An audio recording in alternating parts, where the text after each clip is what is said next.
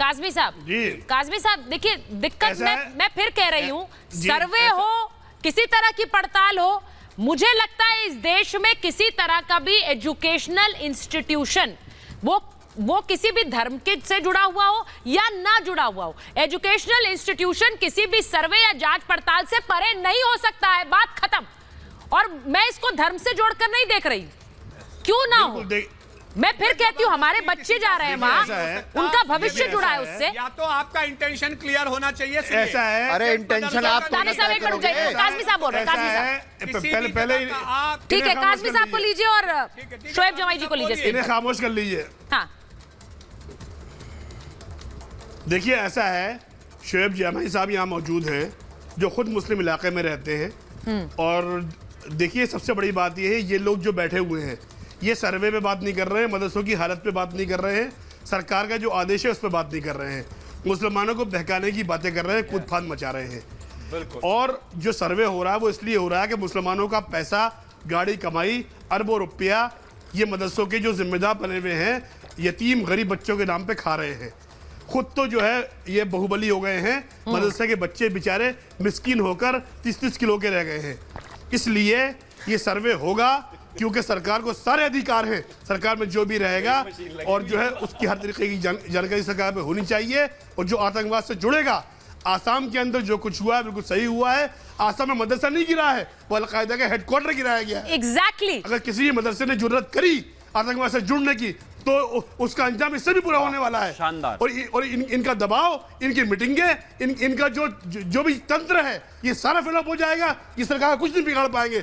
ये चाहते हैं कि सरकार को दबाई गई है अपनी बदमाशियों के जरिए, नाजायज पैसे के जरिए, मुसलमान की ज़कात, सदका, लिल्ला सारा ये खा गए। और जो है मदरसे के जो बच्चे गरीब, यतीम, मिस्किन बिहार बंगाल से लाके इन्होंने मदरसे में भर दिए। मदरसा तो 200 गज का है, मोहतरम का मकान 600 गज का है। अब ये नहीं चलने वाला नहीं है। बताइए शोएब जमाई साहब, वो तो कह रहे हैं मौसम की बात कर रहे हैं, मैं एक बार बता दूं, लेकिन घर मदरसे 200 गज के हैं, घर 600 गज के हैं, वो कह रहे हैं। जो मदरसों पर बोलते हैं ना सर्वे ना कराओ, वो पहले मदरसे के लिए काम तो कर लें, बोलने के लिए ठेकेदारी बहुत करने आते हैं। एक बार बड़ी खबर बता रही, क्योंकि काज़मी साहब ने असम की बात की है। असम के गोलपारा में आतंकी कनेक्शन वाला मदरसा ध्वस्त किया गया। स्थानीय लोगों ने खुद ही मदरसे को तोड़ा है। ये भी सुन लीजिए, जो स्थानीय लोग थे उन्होंने ही मदरसे को तोड़ा, क्योंकि कुछ दिन पहले मदरसे से वहां 2 संदिग्ध पकड़े गए थे, 2 बांग्लादेशी आतंकी पकड़े गए थे। और उसके बाद इस मदरसे को स्थानीय लोगों ने ही ध्वस्त किया कि किस तरह से ये मदरसा खोल दिया गया और यहां रह रहे जो लोग थे उनकी भी बदनामी हो रही थी इस चक्कर में। तो इन्होंने खुद तोड़ा है ये मदरसा। वो तस्वीरें आपको मैं इस वक्त दिखा रही हूं। अब यही आतंकी, क्योंकि यहां से 2 पकड़े गए और कैसे यहां से मदरसा संचालित हो रहा था। एक बार ये बता देती हूं कि मदरसों पर सवाल क्यों उठ रहे हैं। मदरसों पर सवाल इसलिए उठ रहे हैं क्योंकि आतंकियों से रिश्तों के आरोप लगे। जो असम में हुआ, वहां से आतंकी पकड़े भी गए, देश विरोधी गतिविधियों का आरोप लगता रहा है। वहां से देश विरोधी गतिविधियां किस तरह से संचालित हो रही थी, मदरसे के सारे अवैध फंडिंग की भी बात सामने आती रही है। आतंकी ट्रेनिंग का आरोप लगता रहा है कि यहां पर किस तरह से आतंकी ट्रेनिंग दी जा रही है और कट्टरता का पाठ छोटे छोटे बच्चों को पढ़ाया जा रहा है। ब्रेन वॉश करने का आरोप भी यहां पर लगा, छोटे छोटे बच्चों को किस तरह से उनका ब्रेन वॉश किया जाता है, ये सारे आरोप लगते रहे। अब मैं एक बार जा रही हूं माजिद हैदरी साहब के पास। माजिद हैदरी साहब, ये जो लोग हैं, स्थानीय लोग हैं जिन्होंने वहां पर असम में मदरसा तोड़ दिया, इसलिए तोड़ दिया क्योंकि यहां पर किस तरह आतंकी पकड़े गए थे जो बांग्लादेशी थे और उन्होंने कहा ये देखिए ये हमारी छवि खराब कर रहे हैं। सही किया गलत किया? जी, सबसे सुचेता साहिबा 2 चीजें हैं। पहली, ये भाजपा के राज्यों में ऐसी चीज क्यों होती है। दूसरी चीज, कानून को जानना। अब सारे राज्यों में भाजपा की सरकार है तो क्या करें। करना वो भाजपा के राज्यों में आदत बन गई है कि आप कहीं भी जाएंगे, आप मदरसों का सर्वे करेंगे, अरे भाई कोई राइट टू प्राइवेसी भी होती है। राइट टू प्राइवेसी भी अब माइनॉरिटीज की नहीं रहेगी इस देश में। हमें करना क्या, बताइए हमें इस देश में खाने पे प्रॉब्लम है, हिजाब पहनने पे प्रॉब्लम है, सांस लेने पे प्रॉब्लम है, सर्वे की प्रॉब्लम। हमें करना क्या है? हमें आपने कहीं भेजना है, कहीं म्यांमार वगैरह भेजने का प्लान है भाजपा का, बता दें।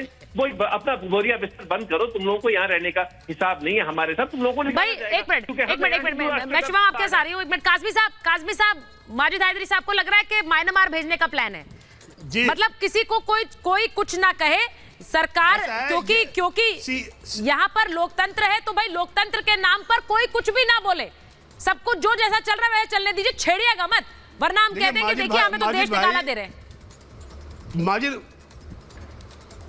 माजिद भाई की प्रॉब्लम यह है, सीए आंदोलन हो, 370 हो, कश्मीर हो, कोई भी मामला हो, नुपुर शर्मा हो, इन्हें म्यांमार डिटेंशन कैंप और देश से बाहर दिखाई देता है। देश का 25 करोड़ मुसलमान ये समझ चुका है, इसलिए बार बार लगातार ये लोग हार रहे हैं। विधानसभा लोकसभा से बाहर हो चुके हैं। अब जो है मुसलमानों को डरा कर बहका कर ये जिंदा है। मंत्री साहब ने आज मीटिंग बुला के उलमा को डराने की कोशिश की है। 1000 लोगों को बुलाया था, 1000 लोगों को बुलाया था, 200 लोग, 1000 लोगों को बुलाया, 150 लोग आए हैं, मदरसे में हिंदू 150 लोग आए हैं।